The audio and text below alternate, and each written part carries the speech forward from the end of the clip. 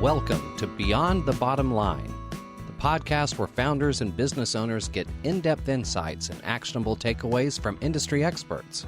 We're here to help maximize your revenue, streamline your operations, and keep more of your hard-earned money.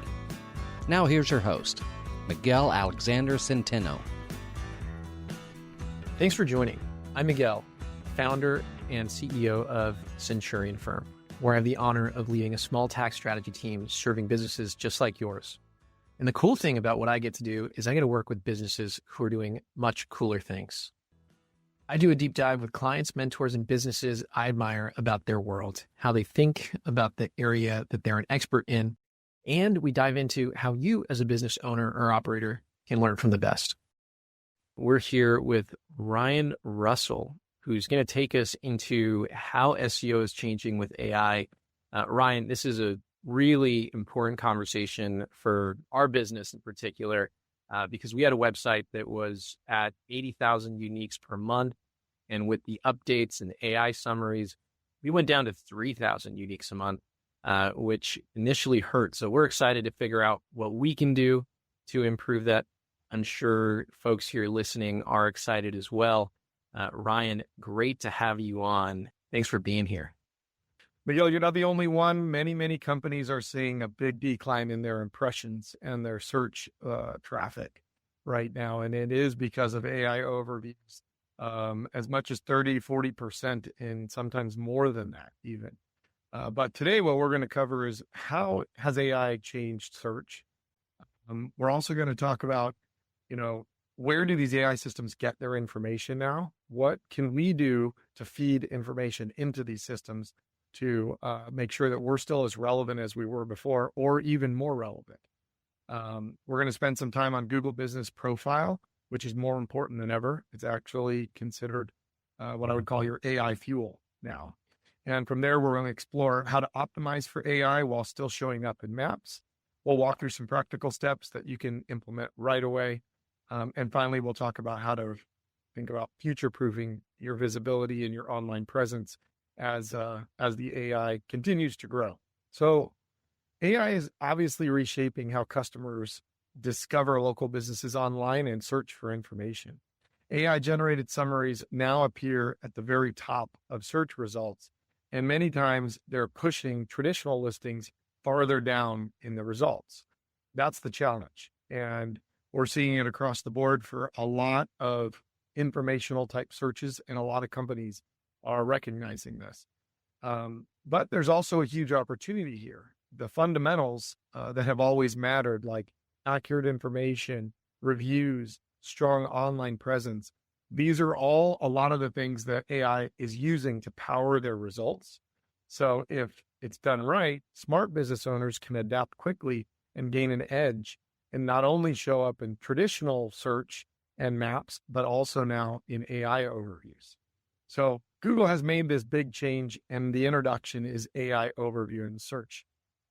Let's first just identify what is this AI overview. When you do a search on Google now, you'll often see a box at the top with an instant answer and recommendations. Whereas in the past, Google would give you a list of links of places you could go get that info. Now the change is that they want to try to give you the exact answer you're looking for right when you're searching for it. This is often the first impression that customers now get about a query or an interest that they have, or potentially finding your company. And that impression is controlled by AI. So businesses need to be included in these AI overviews in order to maximize their reach and stay relevant. But remember, AI doesn't replace SEO. It actually amplifies it. So all the work that you put into optimization can be more important in this new world. So AI overviews usually appear for people, and when people are searching for and comparing or asking broad informational type questions. Things like, how do small businesses save on taxes? Or what is the best software for accounting?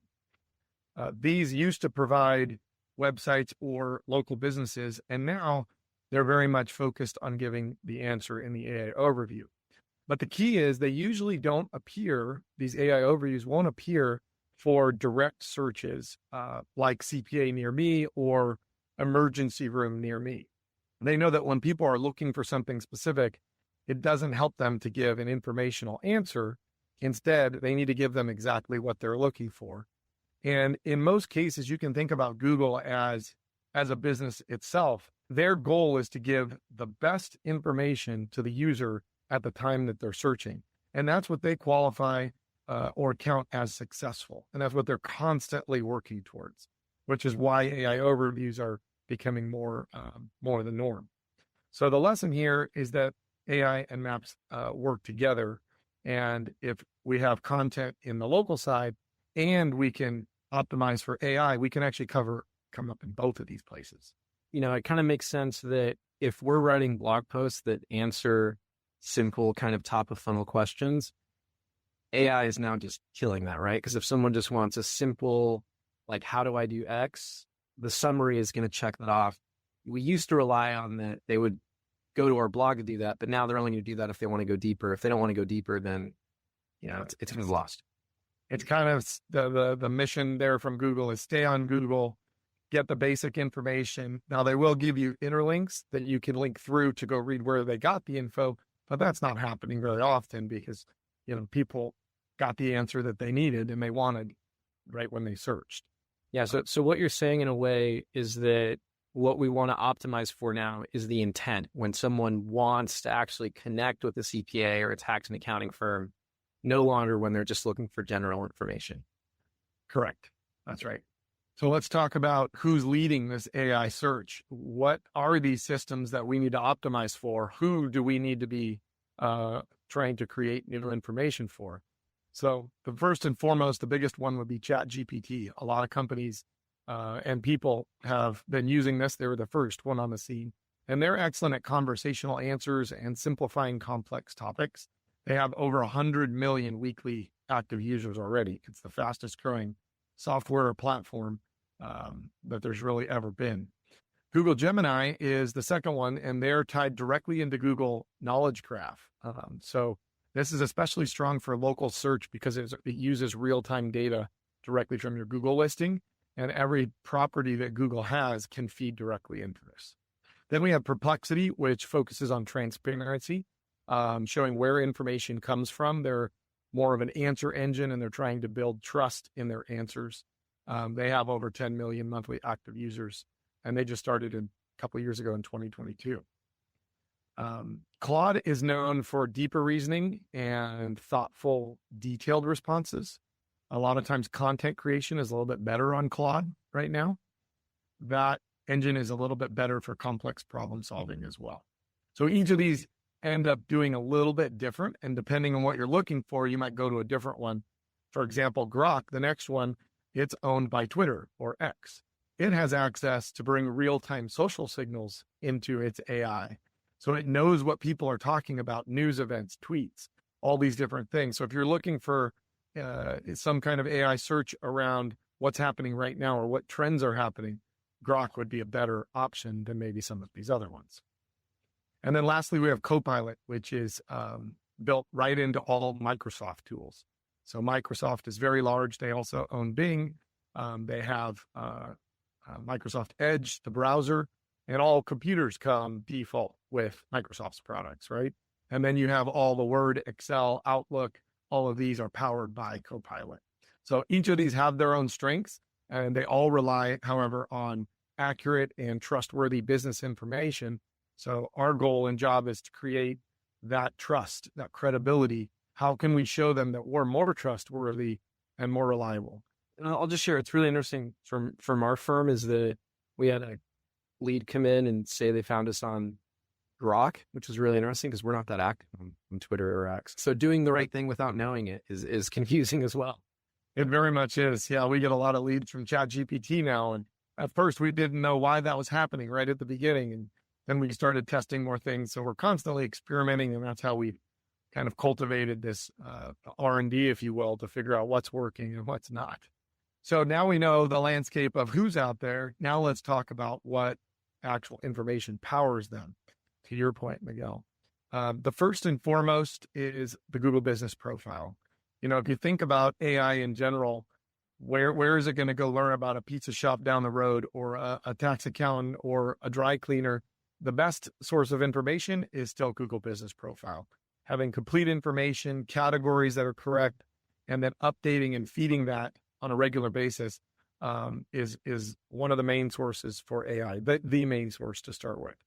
These other ones, second, would be customer reviews. AI definitely looks at the volume of reviews that you have, the recency of those reviews, and all the keywords that are actually used in your reviews. So because this is computers that we're talking about, they're able to read each review and know what services they might be talking about. Third would be local citations and directories. These are all the places online where your business information exists. So it could be Yelp, could be, other kind of more niche or local directories, city or state directories, industry specific directories, and making sure your informations are accurate across all these really builds a lot of credibility with not only Google, but also the AI. So it's kind of a win-win.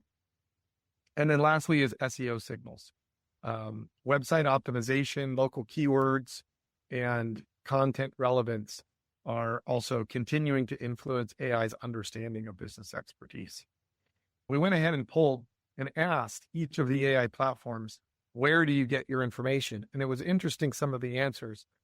What specific directories do you use to collect information?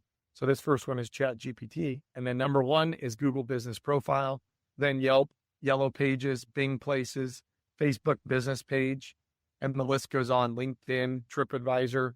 So they use not just one or a few, but quite a few different directories to find what's the most relevant for the search query.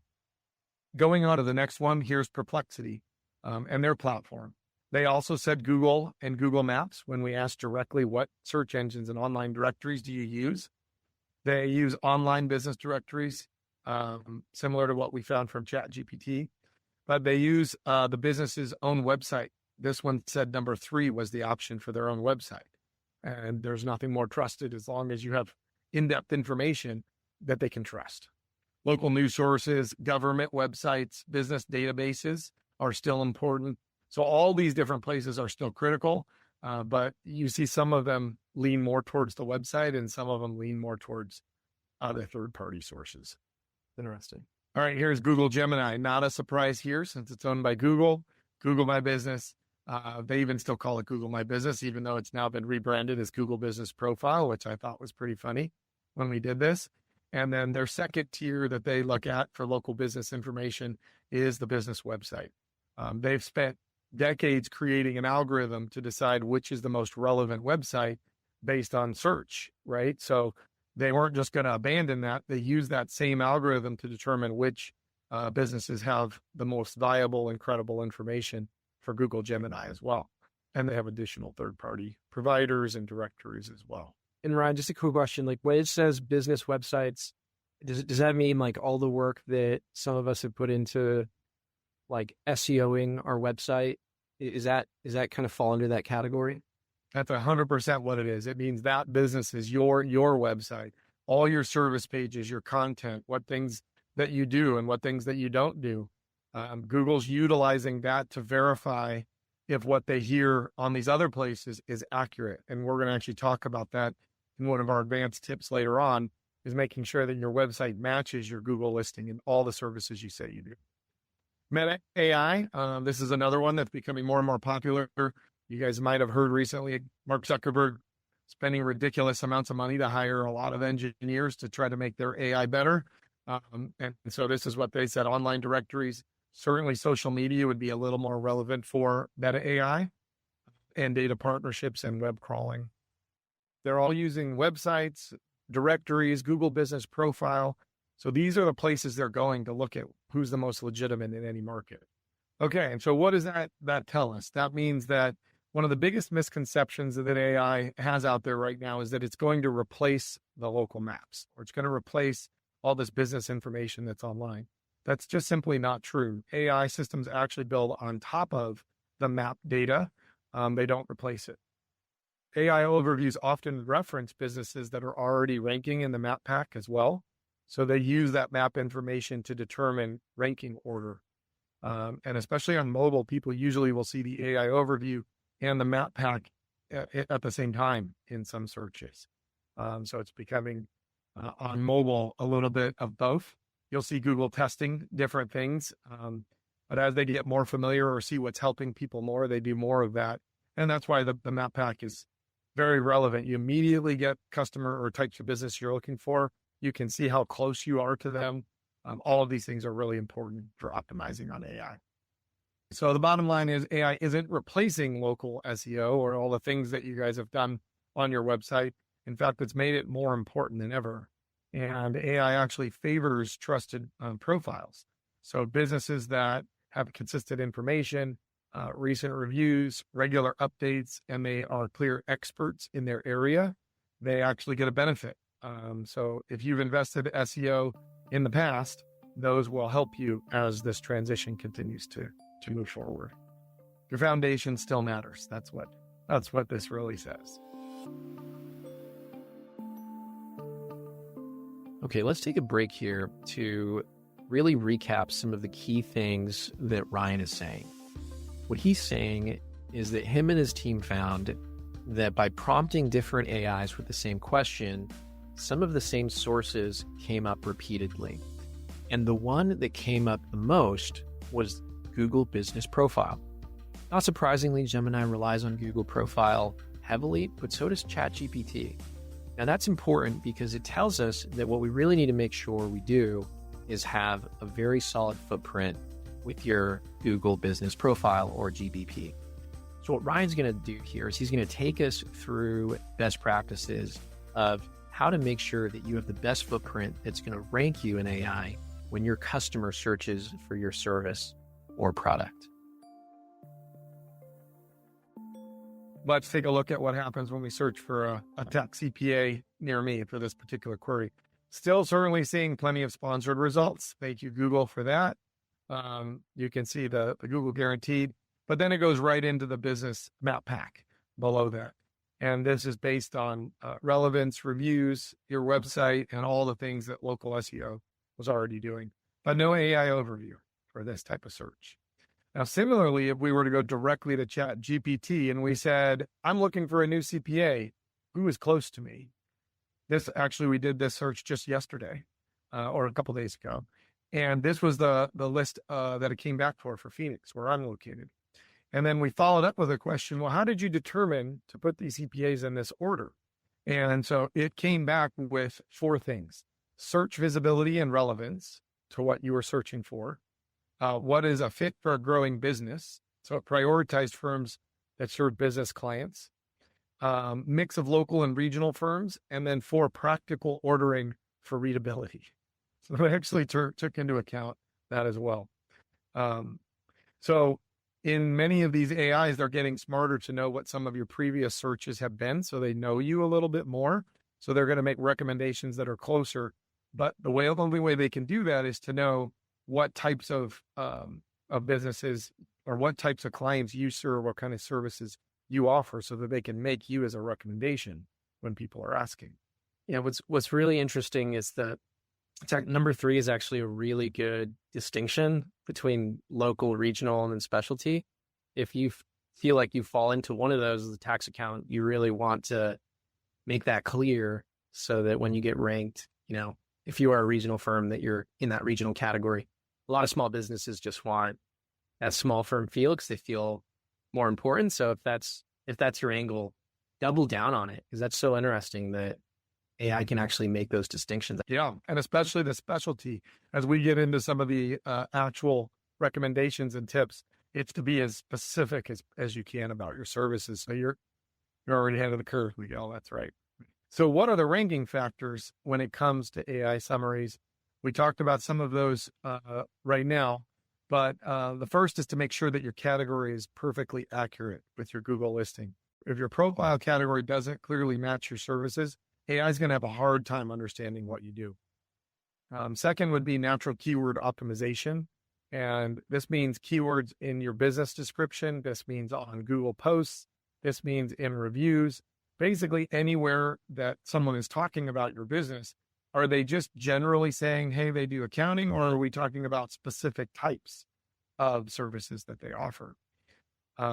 We mentioned it earlier about review quality and quantity. AI favors businesses that have a strong number of recent and detailed reviews. That's what we're seeing right now is more details. And then fourth is visual content. You might not think it, but AI and computers are getting smarter at reading photos and understanding what's a stock photo that they see on 50 different websites or listings versus this is actually in your office, and more professional. And then lastly is engagement. So responding to reviews, answering questions, posting regularly, and just basically showing that you are engaged, you're open, you're active. Is nothing worse than going and looking up a social media profile for a business and then you don't see they haven't posted in a couple of years and you just wonder, are they still in business or not? Well, it's the exact same thing that AI is wondering, are you still in business? So if you don't show them that you're active and you're engaged, they're not going to know that you're still there and a contender. So really you want to think about your Google business profile as your storefront to the AI world. Your description, your services tell AI what you do and who you serve. Photos and videos give the visual context about your space, your team, your professionalism, and then the engagement side of it. Q&A is actually a really big opportunity for Google Business Profile. You can create questions on your profile, and then you can actually answer those questions. So you don't just have to wait for people to ask a question on your profile. You can actually put questions on it yourself as well. So great place and great way to talk about your services or show engagement. But if your GBP, your Google Business Profile is optimized, then AI has all the information that it needs to be able to recommend you. Let's take a break here.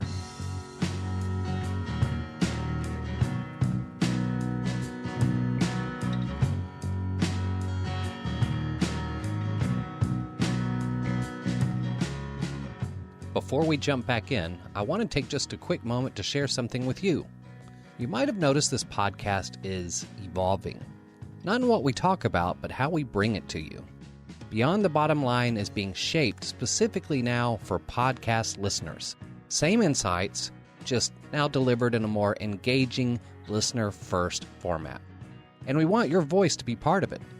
If you have a question that you'd like us to answer, or a topic you'd like to hear covered, or even if you want to share some feedback on the show itself, send it our way at media@centurionfirm.com.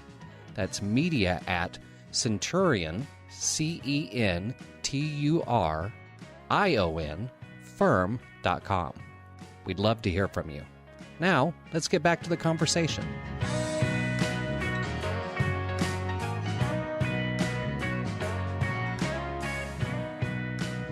Let's dive back in the episode with Ryan Russell at BizIQ. So Ryan, let's talk about what we actually need to do at a tactical level. First and foremost, you certainly have to have a claim and verified profile. Make sure that you're verified. It is surprising to me how many companies that we talk to that still don't have a verified profile, even if they have hundreds of reviews. The number is somewhere around 35% of business listings still aren't verified. And that can be dangerous because someone can come in and actually verify your listing and take it over and literally take your listing down. So you'll lose a lot of business if that happens. We hate to hear those horror stories. The second would be write a complete business description. Highlight all your services, your specializations, who your target audience is. Do you work with business owners? Do you work with any particular verticals or people in a certain location area? All of that is really good context and a lot of times gets forgotten. The next would be high quality photos, interior, exterior shots, team photos. Update them regularly as well. Sometimes we work with companies that they did it 5 years ago and they haven't put a new photo on in years. It's easy to forget, but that just shows more engagement. And a little known fact is that there's micro data inside of photos. So your latitude and your longitude, Google knows, and these AIs know where that photo was actually taken. So when you use stock photos, they don't get any of that information. So they're more likely to not show you versus something that was in your office or your logo on the wall or any other pieces of information in that microdata really, really helps. Remember, we're talking to computers. We're not talking to people. So we have to say it in a way that the computers and the AI will understand. And then lastly, making sure hours are updated. Do you have seasonal changes? Do you have holiday hours? And then adding secondary categories as well, and then updating those, at least annually, looking to make sure there's no new categories that you could be listed in. So it's a live and breathing thing, not to just do it once and forget about it. Okay, so what happens if your listing is incomplete? Well, just simply put, AI won't be able to find you. They won't be able to recommend you, and they won't understand, most importantly, what you offer and who you are trying to reach. Secondly, your competitors will get recommended instead of you. So AI always chooses the most complete and trustworthy profiles. So you want to make sure that you are that. And then finally, this will lower your local authority. Incomplete profiles just make it look like your business isn't active, which will hurt you across the board, not just in AI, but also in regular search. So they really do feed each other. If you have an incomplete profile, some recent studies have shown 40% fewer customer interactions. So if you have some of your info, but not 100%, and now they actually give you a full percentage. So it will tell you if you're at 100% complete or not when you go into your profile. But that gap will continue to widen as well as AI systems get increasingly smarter and favoring, complete data sets, if you will. Think about it like that. And it's probably a huge opportunity in some industries where, the business owner set it up 5 years ago. So, you can really stand out if you're one of the few, right now at least, if you're one of the few that's got that updated. That's a great point.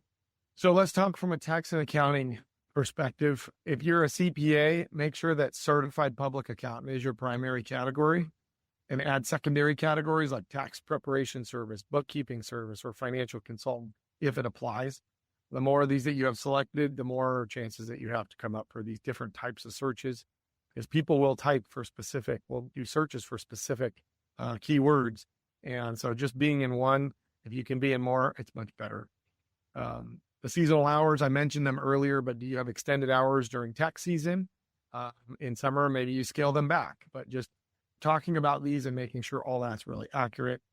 And then we mentioned a little bit earlier, but service-specific descriptions. So things like small business taxes or estate planning or multi-state returns. Like, just try to think of the specific details of what other ways to describe what you do versus just that general, this is what we are. We're finding that more and more is helping businesses. So thinking, it used to be called long tail searches, but now it's really trying to just show all the different professionalisms or aspects of the services you provide. And then lastly would be FAQ section, commonly answered questions. Those are showing up in AI summaries much more these days. So definitely don't forget about those. A lot of companies don't want to put what's their price for every product. You don't have to put that, but you can. And products and services is a new section in Google we're going to talk about here in a minute. You can actually custom write almost anything, and there's a large amount of space that you can put in there of all the specifics. You can give it a title and a description of each service that you offer. So just another angle from a tax firm perspective. If you're in this industry, it helps because you have an advantage that a lot of others don't in AI-driven search. And that is particularly that the language that your clients naturally use and that accountants normally use talks about being trustworthy and reliable. You're talking about financial things. It's important.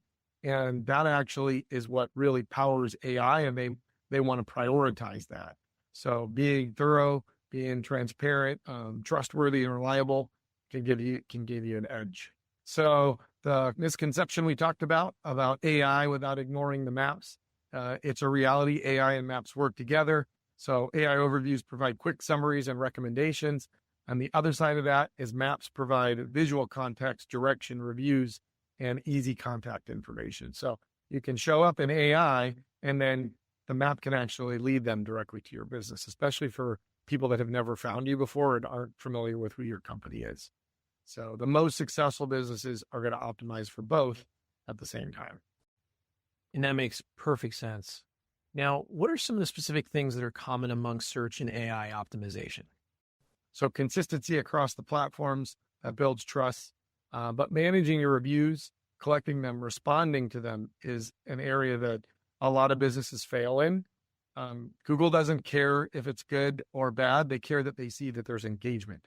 So even replying to a bad or not great review but certainly replying to good reviews, you want to reply to all of them.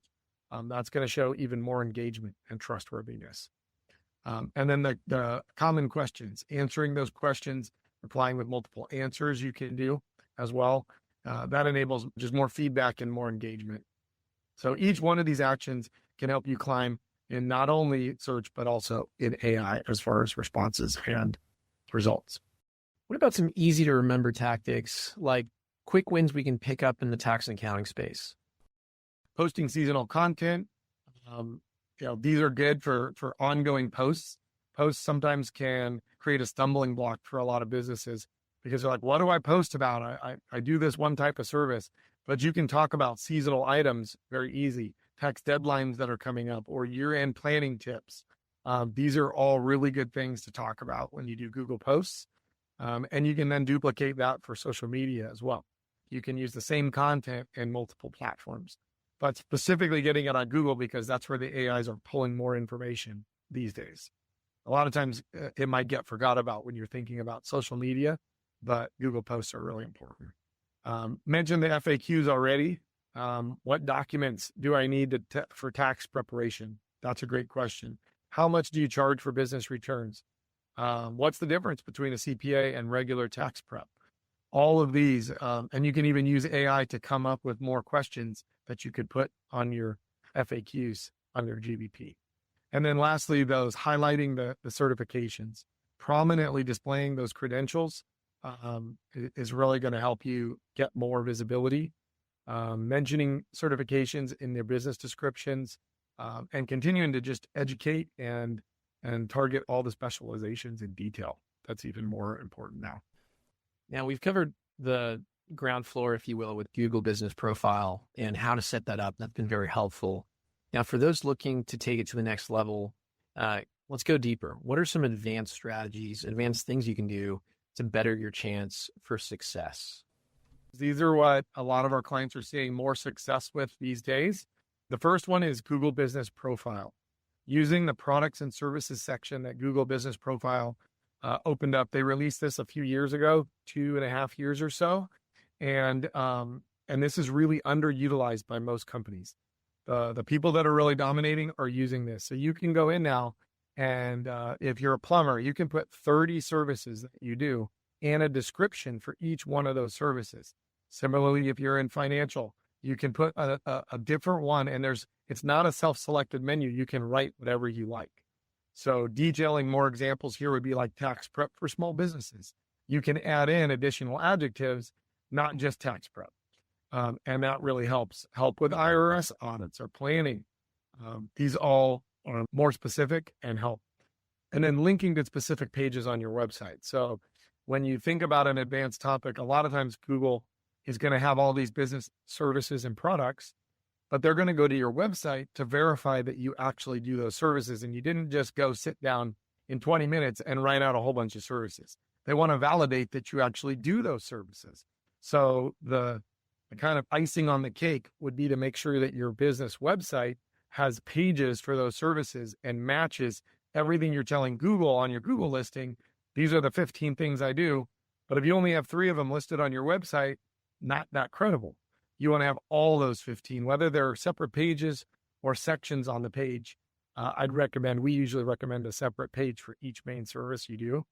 But these work back and forth. So this tells the AI, not only do you say you do it, but you're validating that you do it because you're showing it and all the details around it on your website. And to your point earlier, Miguel, you said going deeper in content. If they do like what an AI overview has or want to know more info, that's where Google wants to see more time spent on your site. And then now they know the deep content is more on your site, whereas general will be what the AI overviews are covering. Ryan, could you talk a little more about website optimization? I think that's another area for improvement that we're all wondering what to do. And you've got to do that along with improvements to the Google Business Profile. Is that right? Your website is just as important as your Google Business Profile when it comes to AI understanding your business. Crawlers are what read websites. It's not people. And the biggest recommendation I can make is to add schema, what's also called structured data, to your website. This is super easy for AI to read, and it is the first thing that they look for on a website. Not only can you put it on your homepage, but you can put it on your service pages as well. So it tells the AI, this is a local business, this is a service that you offer, and it is the fastest way to get listed in AI results these days. So they call it schema markup. There's some tools out there that you can use to see if your website has schema markup in it. And if not, it's pretty easy to add. That's first and foremost. It's plain language, tells exactly to AI. You're speaking their language, if you will. Secondly would be high quality content, creating pages that go deep into your services and show your expertise. And then third is organizing your site in an easy way. So clear navigation, internal links, making sure that from the home page you can get to all your service pages and the important pages. Just make it easy for AI and for people to move around your website, and you'll get a win-win. It'll serve your customers that are actually reading it, and it'll serve the AI and the bots that want to know what you're actually doing. And one of the most important, not the least important, is mobile first experience. We all have cell phones now, and this has been the case for a while, but you'd be surprised how often websites do not even consider mobile and the performance around it. How fast does your site load? Does it look really nice when it comes up on mobile? Because a lot of cases, that's the first impression that people will have of your business. AI isn't a fad. It's not temporary. It's definitely here to stay. And so with that being the case, this is a fundamental shift in how people find and evaluate businesses. But the good news is that AI builds on some of the same foundations that we've already used. You've mentioned that the steps and tactics shared are things you can't just set and forget. You can't do it once and then walk away. How do you think about this in terms of an ongoing strategy? How should business owners be thinking about this in order to stay ahead of the curve as the curve changes? Well, regular content updates, customer interactions, whether it's reviews, Q&As, posts, and then monitoring your performance. So tracking what insights are happening, what interactions are happening. Google shows all this data in the back end to see what kind of actions that you're getting, and then making sure your information's updated and accurate, and regularly updating videos and photos to showcase your business evolution as you grow, as you change, what new things are happening with the business. That's the best strategy for showing engagement. And lastly, a couple more tactical, like things that you could do right now. I would sum that up into three things. First, do an audit of your Google Business Profile. Check all the things that we talked about today and make sure that 100% of the fields are filled out. Verify that anything that is there is relevant. The other thing that we find frequently is that people accidentally upload photos to the wrong Google Business Profiles. So you'll have just random pictures showing up. You can go in there and tell Google, this isn't part of my business, remove this. And they do a decent job, I would say, of reviewing those requests every once in a while, or regularly, I should say. You'll get those removed. It might take a week or two, but you can get them to do that. A couple hours, very big impact. Next would be to create your first post on Google. Put a keyword-rich GBP post, right? Address a customer question with relevant keywords, or anything that's going on that's top of mind for you as a business that you could share out there. It doesn't take a lot of time. You can do it in 30 or 45 minutes, and it will really enhance your local relevance and your signals to both AI and to search and to maps. And then lastly, and this is the fun one, is to test your AI visibility on these AI platforms. If you've never gone on a ChatGPT, start just asking it questions. It gets to know you pretty quick. It asks a lot of follow-up questions. And then try it out on Perplexity or Google Gemini. You can go get accounts at these ones and test what they're saying, what they're doing. Ask them if they know who your business is. Ask them from your office where you're located, hey, can you tell me a few CPAs that would be good recommendations, and then see if you come up. And if you don't, take a screenshot of that, save it, and then as you make updates, let's see if we can get you showing up in those AI search results, right? So that only takes about 45 minutes. But if you can knock these three things out this week, you have a good understanding of what it is that's going to be necessary for the future of AI. Great tips anybody could do. You gave us a few options on the Google Business Profile, Would you say one is more important than the other? I think the list we have is like photos, business description, reviews, services offered, or categories. Can you kind of tell us like if there were like one or two that are the most important that, I've got 20 minutes, I'm going to do it right now. What would it be? You got 20 minutes only. First thing you want to make sure is you're in the right category. That's number one. If you're in a library and you're a book, if you're not in the right category, just forget it. Like that's first for us. Get your right category. Then I would say description, but I would say do all of them. They're all pretty important, but start with the category. If you need to choose one or two AI search tools to focus on, which one would that be? I would recommend starting with ChatGPT. They're the first on the scene. They have the most users right now, and they are updating regularly. What's nice is you can use the mobile app. They have an app. You can download it on your phone, and you can just search anytime, anywhere for anything that pops in your head. So that's the fastest way to get used to how to use it. A lot of people think you have to sit down at a computer, but I know you can do it right on your phone. Mobile app, very helpful. I think that's right. And we did validate for our niche. We Googled like best tax advisor for Airbnbs. And, we have a website that's dedicated to that. The one that used to rank really high. It did come up. It was option like number 3, but it still came up.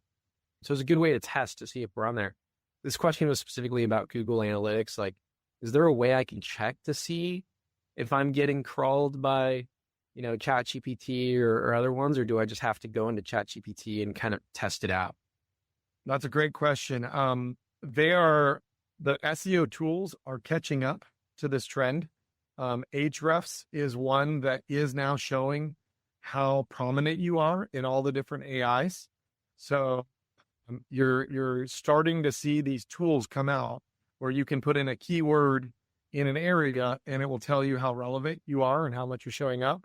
So be on the lookout. I know Ahrefs is one of them that we're using with a lot of our clients now, in addition to live searches. But there are a few out there, and it's a lot of people are in the process of developing those, so they will be coming shortly. There are some that are already out there. And then I had one as you were talking about creating posts on the Google business profile. I didn't even know you could do that. How might you be able to take a existing blog post and repurpose it, or should we not be doing that? Should we have completely brand new and organic material that we put on GBP? That's a good one. You have quite a bit of space to write. It's not quite as much as an entire web page, but taking a blog post and summarizing it and being a little bit more concise is a good way to get content because you've already created it. You're validating to Google that, yes, you have that. But the post is going to be a little bit more like an update. Like, here's news, here's what's happening. A little less of it's going to be there for 5 years. So it's okay to take some of your blog posts and repurpose them and adjust them. You could use AI to actually create a smaller version of it, which is funny. You're using AI to create a similar simple version that then it will actually be able to read in the future. A lot of people don't realize. So you'll see pretty quickly when you look up a Google business profile, they have 0 posts where they have, them regularly. Oh, that's interesting. And yeah, I was going to ask, like, if we use AI to rank for AI, is that, like, do you foresee any kind of like dings? I mean, how important is it that we use our natural voice, an organic voice, versus copying and pasting from like ChatGPT, which gives us like rocket ship emojis and things like that? Well, side note on emojis, it's very effective in posts. So if you have places where it's good, it's recommended to use some. Some people go a little bit too far with it, but some emojis show more engagement. So interesting. But to your point, this was a big thing we were concerned with and looking at is Google going to ding you for AI content? I would not recommend writing AI content and just pasting it on your website. You can use it as a draft and then go in and change it to your voice and style. Update 30% of it. There are tools that can check whether or not it's AI written or not. Surfer SEO is a good tool that we've used in the past to check if something's fully AI written or not. But this is really interesting as well, is that in Google's support material, they specifically say that their goal is to get the best content to the user that's searching for it, which They do not talk about AI, yes or no. They do not care if it's AI generated. They only care if it's the best content for the person that's searching for it. You can use AI to generate content. You just want to really take the time to customize it and build it into your voice, your brand. And I would recommend changing at least 25% of it. Change it around, adjust it, give your own examples of real life, what you've done with different clients, and then it makes it much better. Always go with the goal of what's going to be the best for the reader that's looking for this, then you're going to be in the right place. Yeah. And I've realized that like ChatGPT is really good about reading the internet, which is interesting. Like in our field, a lot of what is written about tax is actually not by tax professionals. It's sometimes like these finance bros or crypto bros who are just, cranking out things of what they think about, tax. And it's often wrong or misguided, or maybe the conclusion's not properly sourced. It's funny sometimes if you go deep back and forth with ChatGPT, it becomes a little misguided itself. So I think also just word of warning, I mean, the best content is going to be the most accurate. And what we kind of see is that we're actually researching a little more than just posting kind of an opinion post. I mean, are you seeing any trends? I know you work with a lot of small businesses where to write that expert content, maybe even leaning on AI, you want to be able to kind of be a little more, I don't know if I'm getting that like specific or more insightful, but these aren't just kind of opinion pieces that we're talking about, or is it just getting out there and putting a lot of content, or is it about, properly kind of doing your homework and putting out something really, really deep? I would very much recommend the second there. The days of quantity over quality are over. It's no longer about quantity. You could get results with that in the past. And we're even seeing some websites remove content and get focused on their main services and get way better results. Sometimes hundreds of % increases by actually focusing on the thing that they do best and showing that they're the expert in this area, but not trying to boil the ocean and cover every tax topic or everything in your entire industry. So that's an interesting change that has been really hard for a lot of people to think about, because you used to think, I got 1,000 blog posts. This is awesome. But are they actually delivering quality? Is anybody even going to those pages? Check your analytics to see if people are actually going to those pages, and then consider focusing more on the quality. When you talk about an LLM, or you talk about some of these agents that companies are talking about, you can do your research first. The best ones these days are doing the research first in like a research GPT, if you will. You can find that on ChatGPT. Then taking that content over to a actual writing bot or agent. So you can think about it in a multiple step if you want to do even deeper content. First is the research phase, then actually a separate one that's better at writing the content.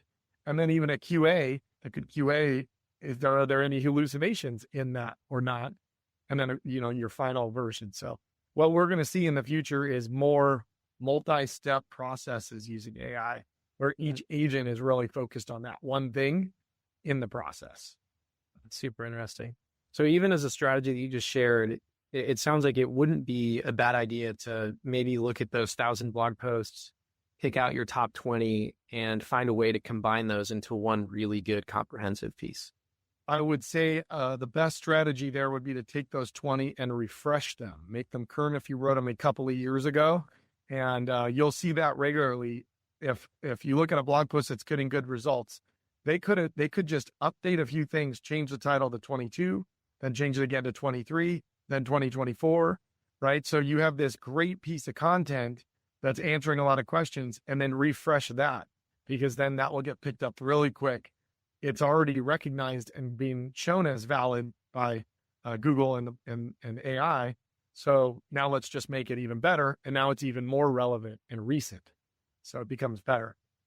So let me ask you a selfish question then specifically about this. So if we have something that's like tax updates for 2022, rather than keep that, because in my head, I'm like, okay, the more is better. Updating that for 2025 is what you would do. So in most industries, it's not a year-based piece of content. I would want to do a little more research for finance and for tax, because in that case, the rules were the rules in 22 and they've changed for other years. So I might have to walk back what I said. If it comes to like, how do I get the most health or nutrition, or, plumbing doesn't change year to year, but if taxes and your thing changes year to year, I'd want to evaluate those individually and see how many people are searching for that year. Maybe they're doing a refiling of their taxes for that year and they still want that content. So I would caveat that. You're right. The nuance exists. The nuance, you called it out. Yes. Yeah, we're an industry of it depends. So I actually love that answer, Ryan. Let's talk about reviews. Yeah, how do reviews factor? You've talked about it a little bit. How do you think about reviews these days? Reviews are more important than ever. It used to be just something where, like, it's great to show a few people, but now they're not as important in Google Maps ranking. But once you are ranking, they're very important for your conversion rate. If you're looking at two companies in the map pack, one has 150 reviews and one has 8. Who are you going to go with? Probably the company with 150 reviews. So they're super important for visibility on the map side and search side. And now we're learning that AI is reading them as well. So I would double down on reviews and set up a system. In most cases, a system is the best way to do it. We find that you can get about a 15% return on your review requests that you send out if you do it by text. So if you send out 10, you can get about 1.5 reviews off of that. If you send out 100, you get 15 reviews. If you send them via email, the review requests, it's about a 10% conversion to get a review. But the key there is you have to send out a pretty decent amount, and it can take a lot of time. So partnering up with a tool, we have something called BizIQ, where we connect to your system and we can actually send them regularly. In your industry, probably make an automation that would send it a week or two after you've done some work for a client or done a special deal. But you have to ask for them, and then they will come. And imagine getting 10, 15 new reviews a month. It's harder when you have less client list. So that is a little bit more difficult. But then you want to just kind of incentivize and encourage people to leave a little bit longer, more detailed review. Really insightful. Thank you. Hey, Ryan. For those that want to go deeper, want to learn more about BizIQ, how can they learn more and connect with you guys? Appreciate that. We have an entire team that just works on Google business profiles. So we've seen everything from random surprise suspensions to, people stealing other people's listings. We have ways and different things that we can help with a lot of those things. You can just go to biziq.com/contact us and reach out, and we can see what we can do to help. In many cases, we can do a free audit, evaluate what you're doing, and make some recommendations. Some of them you can do yourself, or you may want to partner with a company like us that can just kind of take this off your plate. Fantastic, Ryan. It's been an absolute pleasure. I know I've personally gotten a lot of this, and we expect that the community of folks, they're going to get a sense of your knowledge, have a lot to benefit, and we'll make sure that there's a way that they can connect with BizIQ after getting some of these nuggets. So thanks again for your time, Ryan. It's been an absolute pleasure. Thank you, Miguel. Thank you for joining this episode. To make this conversation more actionable, I encourage you to write down 1 or 2 things that you took away. And if you want to connect with me, you can connect with me on LinkedIn, where I'm fairly active. Look for Miguel Alexander Centeno. And if you found value in this show, please subscribe on whatever platform you use to listen to podcasts. And stick around for the next show. What you learn might change your business. Thanks for listening to Beyond the Bottom Line. This podcast is brought to you by Centurion Firm, bringing you Fortune 500 tools and strategies to help small businesses and other organizations with tax, accounting, and technology implementation that maximize cash flow and long-term value. Learn more at centurionfirm.com.